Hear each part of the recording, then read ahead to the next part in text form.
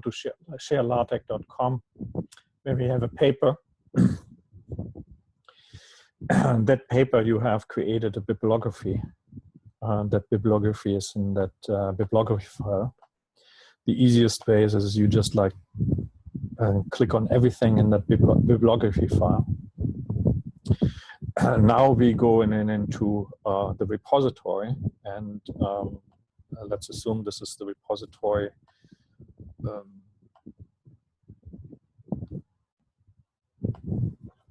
4003, I believe. In here, we go to the repository screen.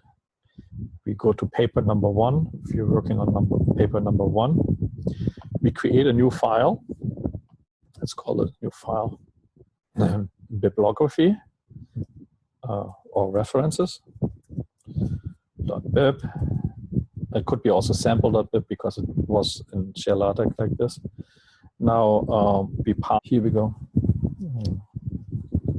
Pass the content, and we pass it in the file. Now we say commit changes, and once we have done that, we can go to the paper directory here, and we see that now references.bib is there. Previously, we have done the same exercise before, and we have used sample.bib. So if we do sample.bib and doing this, let's now show how do we do this with, for example, the LaTeX file. So here's the content. So it's the file with the tag at the end. So we just go ahead, we copy this, and then we go to the paper directory. Now we add a new file, we create a new file, we copy the entire contents in here, and we need to give this particular file a name. Let's call it paper1.tag. And then we commit the change. And there it is.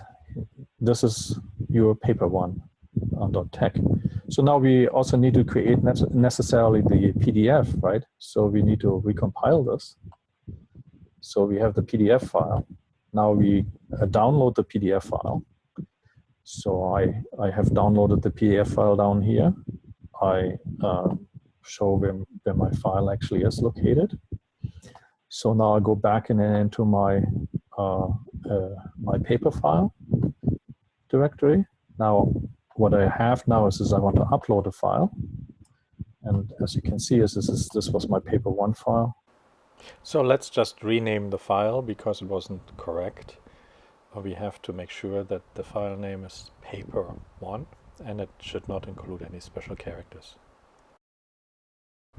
Now we just have to drag and drop the file into the upload window and press the upload button.